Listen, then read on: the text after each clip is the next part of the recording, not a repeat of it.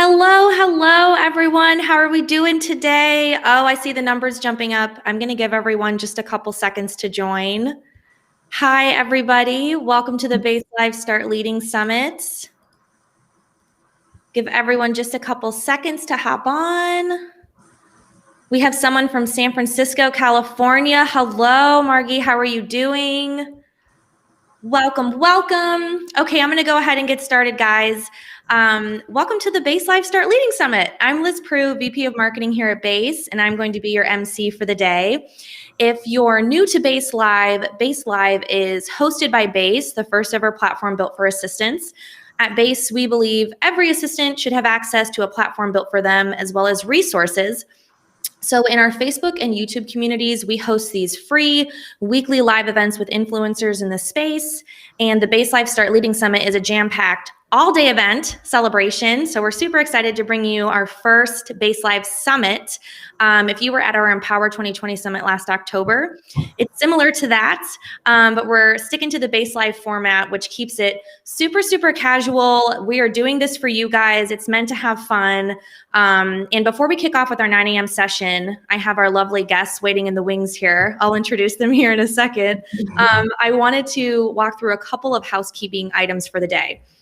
The first and only rule for the day is to have fun. This is the most important piece. I know a lot of you are taking the entire day off, and we really, really appreciate it. So just remember that this is for you and it's meant to have fun. Meant for you to have fun. Okay. Ask questions, whether you're on Facebook, make sure you drop your questions that you have in the chat, and we'll get to as many as we can. If you were on Facebook, you can view each session at the top of your discussion feed. If you don't see it, simply hit refresh on your page, and I'm going to make sure the live session that is slated for that time is pinned to the top. So just make sure to you don't see it. For YouTube, same deal, just refresh your YouTube homepage to see the latest live session. If you have to pop out for work, we totally understand, no worries at all. All session recordings will be available post-summit too, so you can jump in and out of the summit as you're available throughout the day. We're also hosting giveaways today. We're going to be giving these away throughout the day. I can't tell you exactly what they are yet because we're announcing that at our lunch break at noon. But the first giveaways you can enter for right now by signing up for the Base app at app.basehq.com. And if you already use Base, don't worry, we're going to give away prizes for current users. So you will not be left out. So make sure you gap. I dropped the link right there, and you can be entered to win some of our amazing prizes. Okay, so let's get started. I'm going to go ahead and do some quick intros for our fabulous speakers that are going to be kicking off our summit with our 9 a.m. session. Paige, hi Paige, how are you? Hello, doing great. Awesome. Guys, Paige is the founder and CEO of Base. Of course, as I said, we're the first ever platform built for executive assistants. Prior to Base, Paige co-founded a remote executive assistant agency, 33 Vincent Executive Assistants, in 2013, where she helped to recruit top talent and attracted high-profile clients. And we are joined by our wonderful guest. We love hosting Meagan. She is amazing. Hi, Meagan. Hi, I love being co-hosted with you. Yay! Guys, you probably already know Meagan, but Meagan Strout is the founding partner and CEO at Tack Advisors, a leading provider of career development training, management, consulting, and recruitment for administrative professionals. Tack solves organizational and individual challenges by creating unique, exceptional experiences that include custom in-house training, administrative management consulting, and executive assistant recruitment. So we're so excited to have you here today. Thank you. Thank you so much for having me. I'm excited to see all these people from all over the country and all over the world at 9 a.m. Eastern time. This is amazing. I know. You guys are awesome. Thank you so much for joining early for those of you that are all over the world, as Meagan said. Today, Meagan and Paige are going to be discussing the core topics of the Start Leading Summit and how they apply to amplifying your career. So I'm super excited for them to dig in. And like I said, drop questions in the comments. We're going to have a Q&A session, but if they see your question and answer it in discussion, we'll be doing that throughout the day too. So I'll go ahead and go behind the scenes. I'll be the lady behind the curtain. But welcome everyone and have fun, guys. Thank you so much, Liz. And hello, officially, Meagan. So excited to have you. Meagan has been one of the longest standing partners of BASE, and Tack and BASE work really well together. So I'm so excited to kick off today's summit with you. You're the perfect guest, and you and the team at Tack really have your finger on the pulse of what is going on in this industry, given the whole range of services that you provide, and also the things that have evolved that maybe even have been forced to evolve with the last year and the pandemic, and thinking through not only what does this industry need right now through the lens of Tack, but as a whole, and then also how are we preparing for the future, because the world has changed and it's going to continue to change. So everybody joining us, feel free to drop any of the questions that you have. Like Liz said, I'll be doing my best to keep an eye on the comments as we're talking, but we'll be sure to get to you if we don't get to it in our discussion. So, okay, Meagan, like I was hinting at, there has been such a shift in the last year for all of us, and that is true for Tack as well. It has been unlike anything that I've ever experienced, that's for sure. And so I want to talk to you a little bit about dealing with this brand new world that we're in, while also pivoting to new priorities, adapting new skills and work environment. So can you give us a lay of the land of how your world has changed in the last year? Yeah, both at Tack Advisors and then what our clients are looking for admins, just to clarify. Because it's I was thinking mostly for Tack, and we'll get into kind of how you've seen the needs shift from there. Yeah, so when we initially started with Tack Advisors, our main focus was our recruiting business. Obviously, in late 2019, early 2020, when we were building this company, that's what our clients needed the most support with, which is great because it's what I've done for the past 5 years. My team and I have done for the past 5 years. And when we started this company, we had always envisioned building out our consulting and one-on-one coaching and training divisions. But, we thought, let's start with what we know best and what we have as a well-oiled machine, and we'll kind of go from there. And then, we had 6 weeks of really solid, recruiting work, and then the world shut down. And suddenly all of our clients were either, VCs and, private equity firms saying we're not investing and we're not going to grow anymore, or they're telling their startup clients to not hire because nobody knows what's going to happen. And so that really required us to pivot and decide to build out our one-on-one coaching and our consulting and our training because the clients that we had still wanted to invest in their teams, right? And in a lot of cases, they were doing a lot more with a lot less people. And I don't think anyone can disagree with the fact that admins are like the ultimate generalists, like the ultimate superheroes, where they come in and they really pick up the slack for everybody else. And so that piece of our business has really taken off. And now, fast forward as of, I think, about October of this past year, now recruiting has definitely picked back up. And I would say that we have this really well-rounded business where we're not only, hiring, amazing administrative professionals for our clients, but we're still developing from within and giving people the tools they need to really be successful in this new world. Talk about a silver lining. It's been so fun to work alongside you all throughout that exploration and seeing you meet the needs of the environment.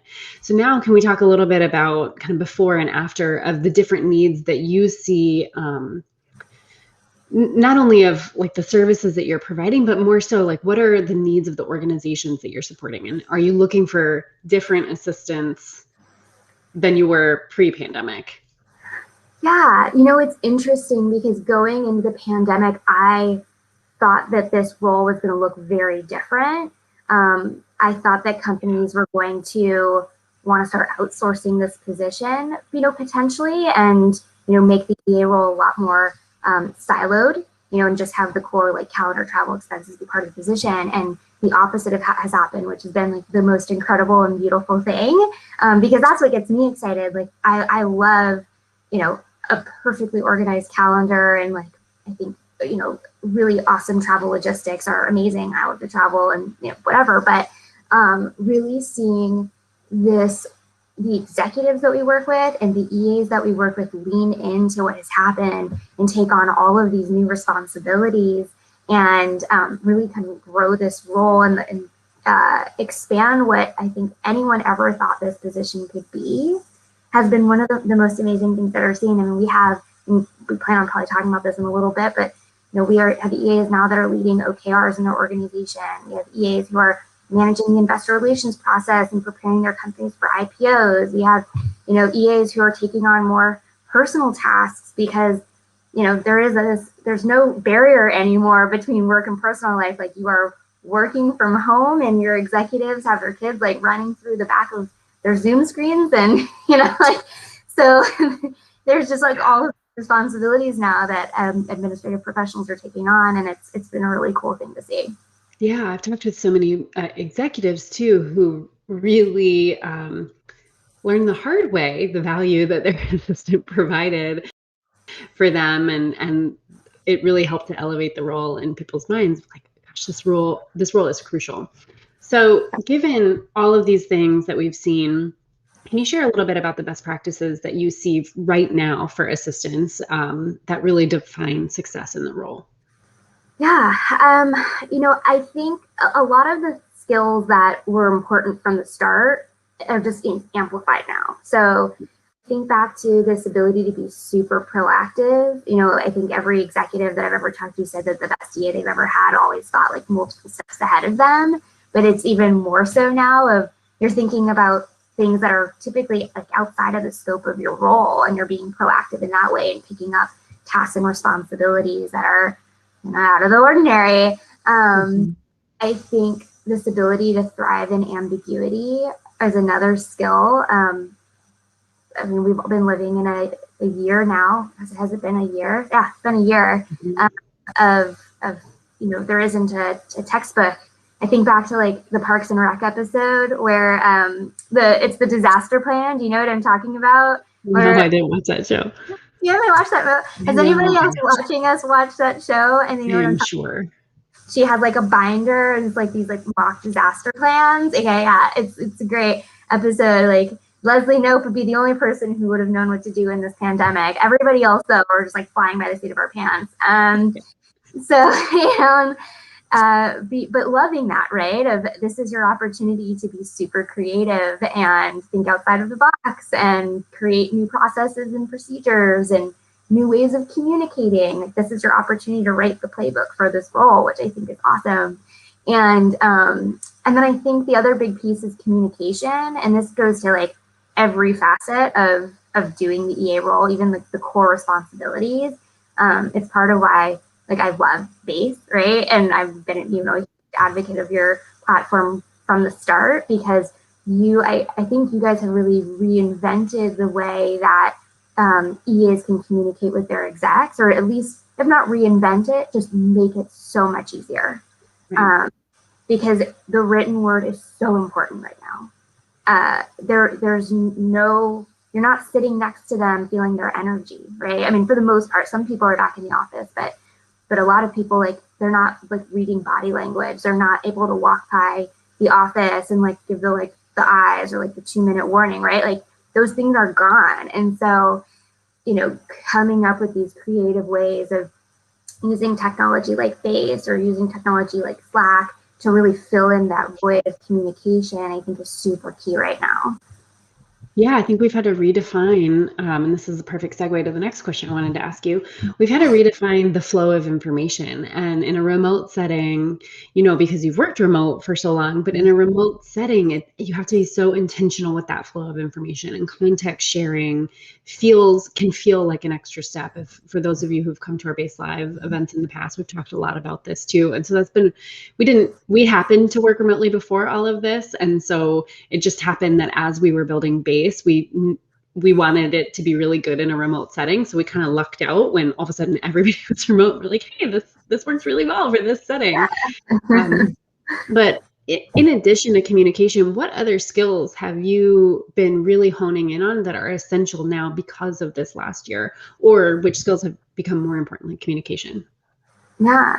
So while we're on the topic of communication, I've been doing some training with some of our clients around this. And I think it's really interesting. And I've been reflecting on this a lot over the past month because of these trainings I've been doing of, the feedback I get from assistants time and time again is, they want to learn more about persuasion and influence. They want to feel confident speaking up in a room. They, want to show up more like a leader.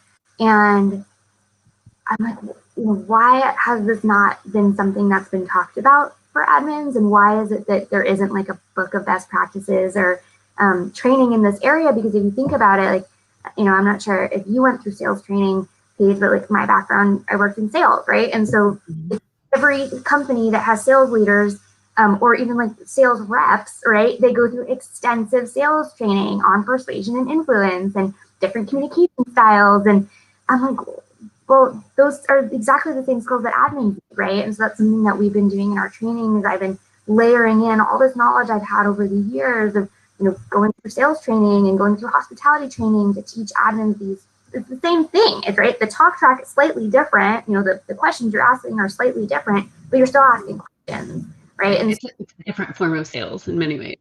It's a different form of sales, but it is sales nonetheless, right? And so, so that's been something that we've been really digging into this year. I think, kind of going back to strategic management of time.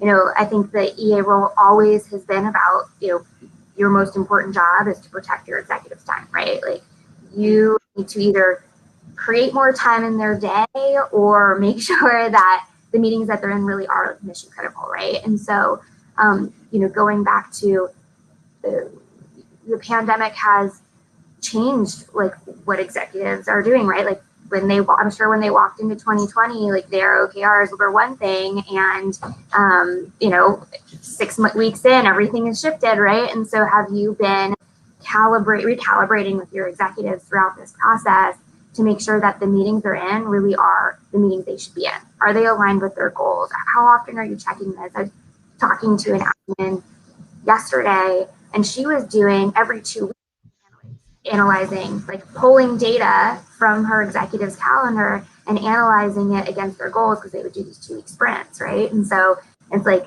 we have to get that granular now because priorities are shifting that much.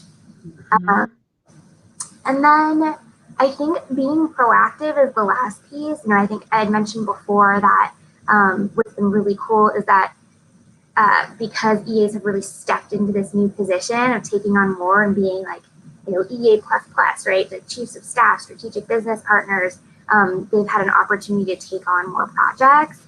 And I was talking to Shelly Trask at Slack last week, and she said, one of the ways that she's really made herself indispensable is she found a need to teach admins how to use Slack, right? And so she just proactively went to her CTO, right, who she supports, and said, hey, there is a need for this, and I have people asking me, can I do this for you guys? And now she's the person who leads Slack training for administrative professionals at all of these companies all over the world, right? She's the person. And so she's like, do you think my job's ever gonna get eliminated? I don't think so, right? She's the girl. So I think those are kind of the top 3 things to think about. And all of those things too, in my experience, and I would love to hear from everybody in the comments too, I've not met or heard of a single executive that would be upset with any of those things.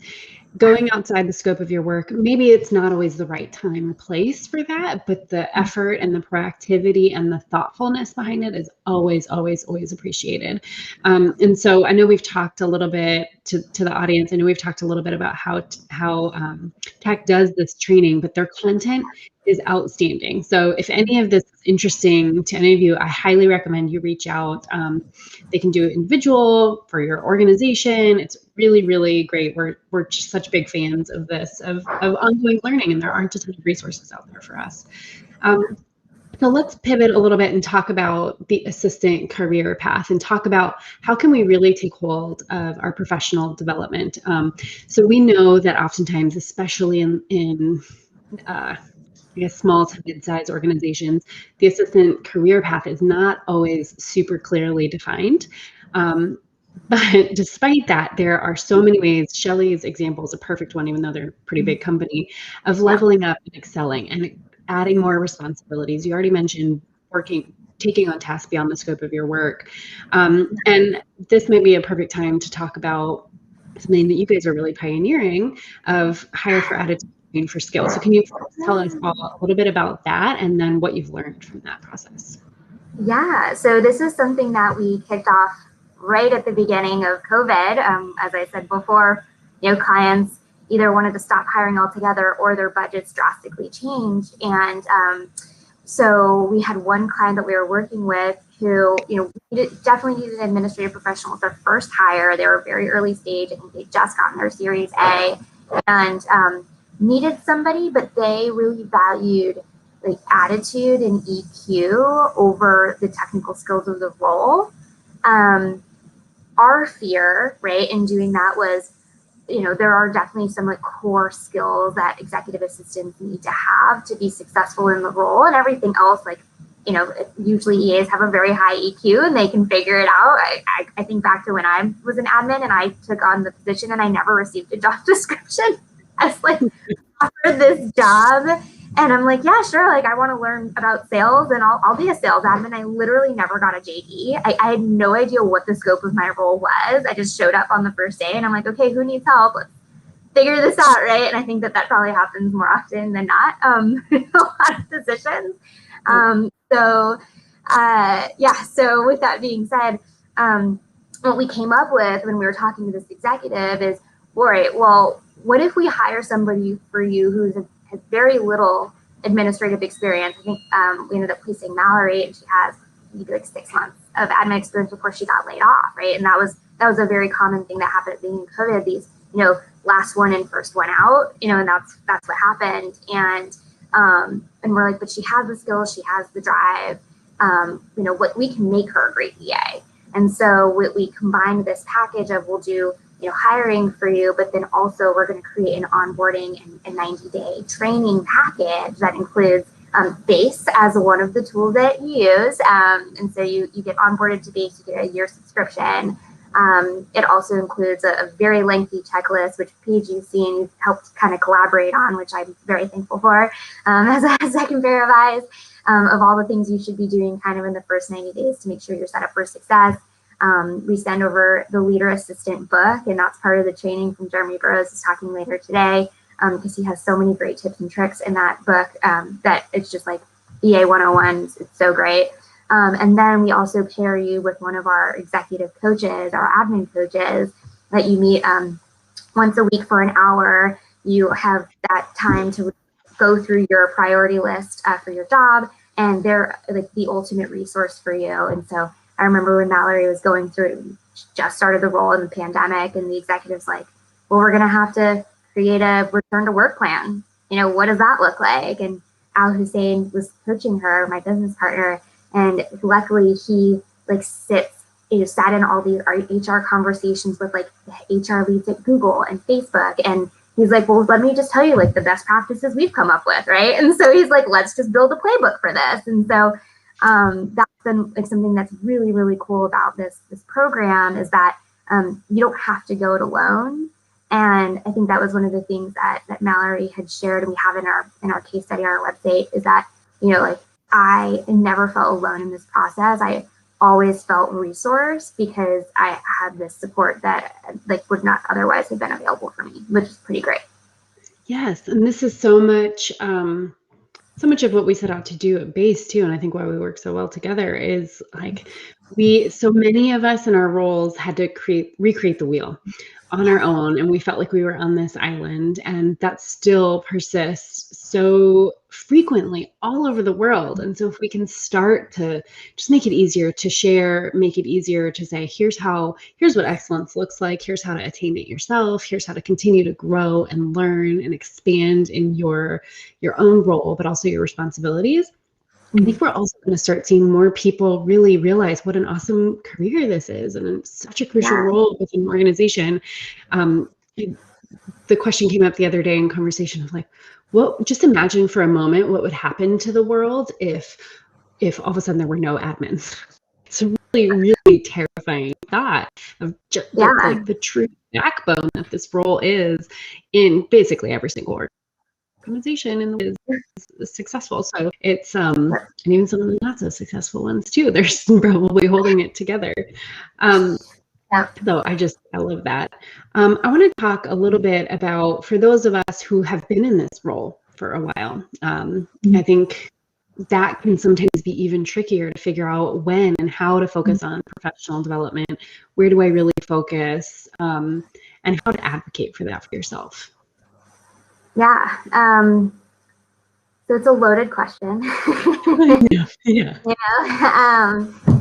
You should never stop learning. I think it's the most amazing time right now to be an executive assistant or an administrative professional, because there are now so many resources that didn't exist even 2-3 years ago. And I remember when I started recruiting for EAs, and certainly when I was an admin, like there weren't books on how to be an admin. Not really. I mean, not like they are today. And there weren't, all-day summits and like webinars, like that just didn't exist. And so, I think it's important to always be learning, and not only learning about how to be a great in your profession, but learning how to, about the industry that you're in, learning about different ways to communicate with people. Again, like we teach a lot of sales training in what we do because it translates very well.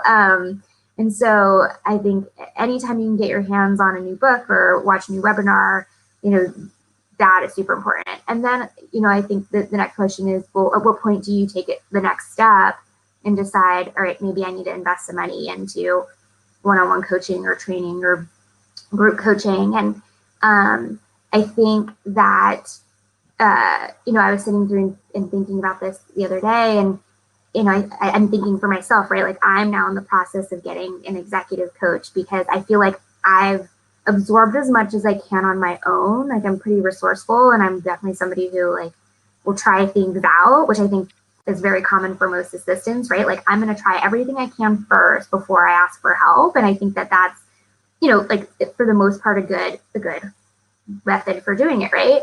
But then you're going to hit a roadblock. And so at some point, like you do need to bring in an expert to help you get to that next level. And so I think that, once you've tried these other options, that's when you can start thinking about, okay, like how do I learn best? Like, let me go back to when I was in school, elementary school, middle school, high school, college, what worked well and what didn't.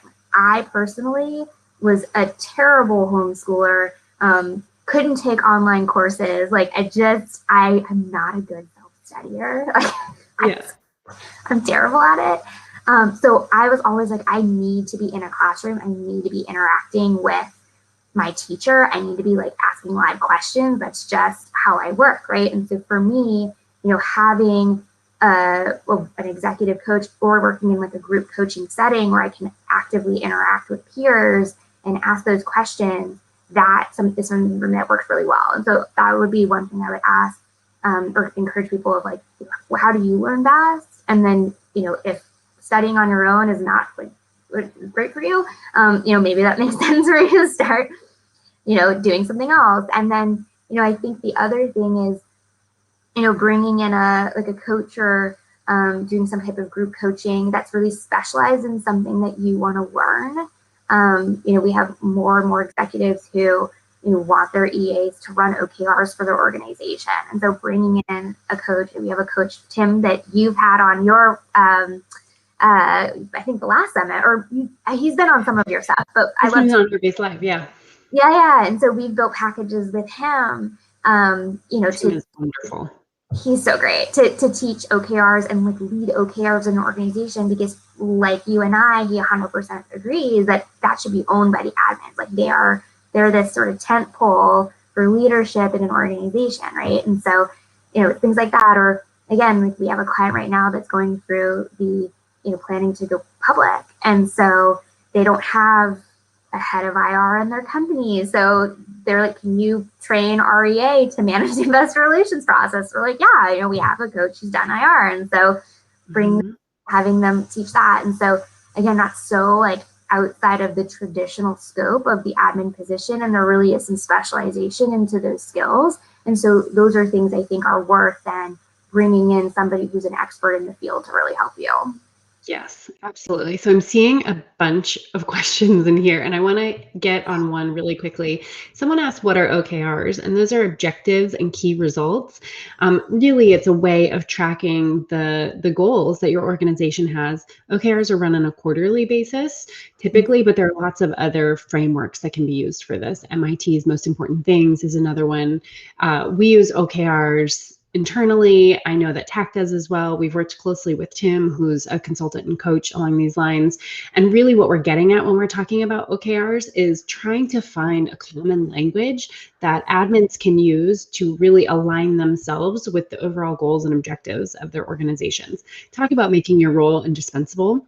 If you are really deeply embedded into those goals and objectives, you can reference them and you're integral to the tracking and keeping up to date on the progress of it.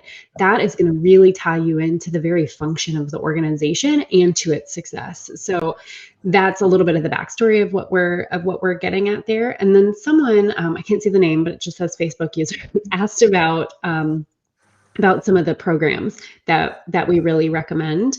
And I'm going to let you answer, Meagan, too. And I'll quickly share that I think it probably depends based on need. And then once you figure that out, working backwards and say, okay, I'm going to work on investor relations is a perfect example for a company that's going public. What do you think? Yeah. And I can't see the message. There's the message specifically about how it's gone down on our feed, but okay. Yeah, just kind of like which programs would you recommend? I think. Yeah. So okay. So let's talk about like how. Another loaded question.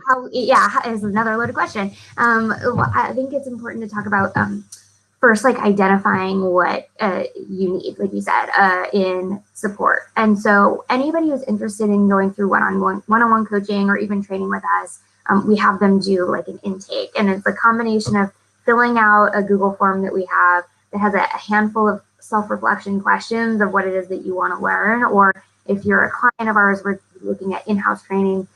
It's a handful of questions of reflecting on sort of where are the gaps and areas of additional need in your organization. And then we always do a 30-minute call, either with our client in the organization or with the admin specifically who wants the coaching, to dig into those details even more, right? And there's a lot that you uncover in those conversations, things that people haven't even thought of. And from there, we're able to sort of diagnose what the issue is. And I remember learning in my, when I first started in recruiting, this is something I learned in my sales training of people who are like, well, can't I just give you a job description and you can find me somebody? And we're like, no, that's like somebody saying, here are my symptoms. Can you just prescribe me some medicine and like have a day, right? And that's a diagnosis like of disaster, right? So you really have to like dig in and make sure you're asking all the right questions and understand like what all the pain points are so that you can recommend the right type of solution. And so then from there, we're able to make some recommendations on types of training, right? So like we have one client that we're working with right now that initially thought, well, we really want to, bring you guys in to do like very high level strategic training for our admin team. But then, upon working with them, we realized, oh my gosh, they've gone through so much scaling in the past year. The most important thing they need right now is actually creating a book of best practices or standards for this organization, because there's such a gap in the skill set of the admins, and nobody's doing anything the same way, right? Which is like, not scalable. Get by, but it's not scalable. That's the perfect word for it. I am like the P&P queen. Like I love processes and procedures. And I think that at a very basic fundamental level, like people need to be on the same page of the way they're doing calendar management, the way they're communicating with their execs, the way they're, booking travel, like all of these things that seem like common sense. But when you're going a million miles a minute, there are things that are forgotten. And so that's something that, we've kind of layered into our training as our consulting practice of, saying like, here are some additional areas I think we really need to come in and help support you guys with before we can even get to that next more strategic level. Yes, I love that. Someone asked the question here about, and I think a question we just answered it in the chat too, about if I don't have a budget for professional development or for a coach, what can I do? Are there free resources? And that's exactly what we're doing here at Base. We've got our 30-day challenge, which we dropped into the comments there. Base Live is meant to be a lot of that as well. So while we do have these video discussions, we try to get as consultative as we can in the comments, and then our community too. We've really seen a lot of people coming here with their questions, with their needs, with their troubleshooting, talking about the way that you learn. For me, I talk to think. I need to have a group setting to be able to process the things that are coming out of my brain. Have someone even just listen sometimes is all I need, as my poor husband can attest to. So there are tons of great resources out there. And it might also be like Meagan certainly can help with this, and Tack, of making a really strong business case for why there should be a budget for this. And there's a lot of ways to put some interesting data behind that too that's quite compelling. So I know we're running out of time here. And I want to touch on one other thing before we switch to Q&A, and that's about switching to focusing on yourself, not just your job, but you and your skills, and thinking kind of future of work sort of thing. Like, how are we really the best way to really prepare ourselves for the future? Yeah. I think that looking ahead, it's a few different things. It's, and we've talked about this, and we just did a webinar about it at Tack. People can look at it like getting aligned, and it has to start from within before you can help others. And so there's a lot of work that is being done right now in communication around like making sure you're your best self, and then being able to help your executives and really take that to the next level. And so making sure that you're mentally and physically healthy, I think, is the most important thing. And I can't say it enough. And I am the guilty party who definitely puts myself last always. So I have to constantly be reminded by my family and my team, like, hey, you really need to like get up and go on a walk outside, and make sure I'm eating healthy. So I think that's important. And then thinking ahead, like once you have that baseline for yourself, it's making sure that you're setting and resetting expectations. Like we did a webinar on that last year, and of with your executives, and it's a constant process, right? Of communication and shifting priorities and asking really direct, pointed questions, not just, oh, how was your day or how was your meeting, right? Like that's too general. They're just gonna say it was good, right? Like it's fine, right? And like, well, that's not giving you anything. But ask really specifically, like, hey, did that agenda I prepared for you make a difference in this meeting? Do you see people being more productive since you had an outline to go into, right? Hey, I noticed that you're starting to run, 5 minutes late on this meeting. So should I just book it out like an extra 10 minutes so that you have wiggle room, right? So really asking pointed questions to your executives to make sure that you are, that strategic partner is important.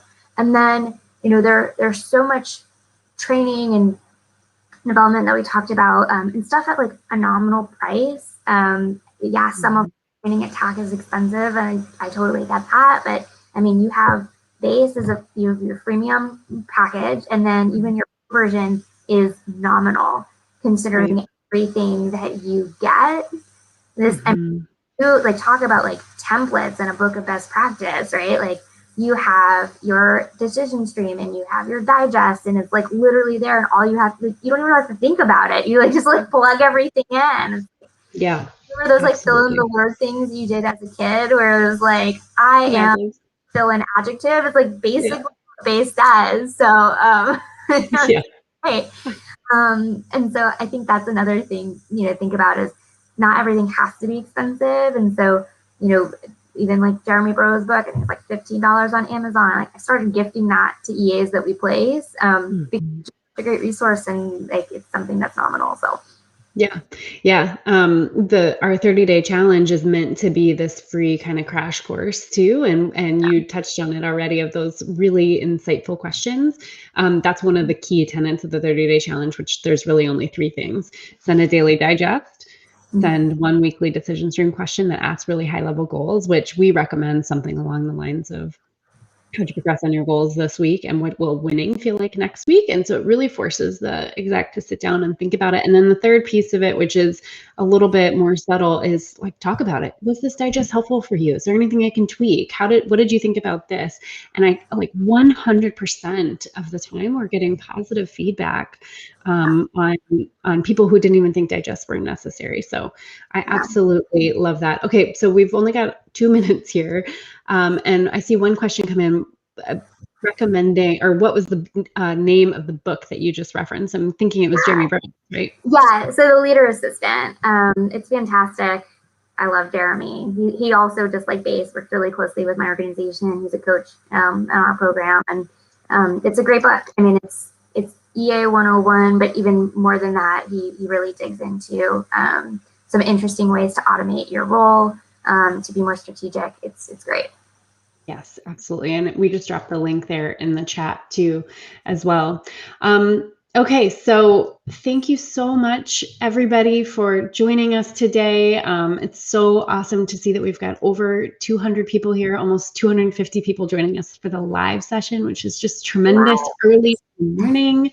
We're going to wrap up now, and we will be starting our next session in a couple minutes. A big thank you to you, Meagan, for joining us today and for sharing all of your wisdom and knowledge with us.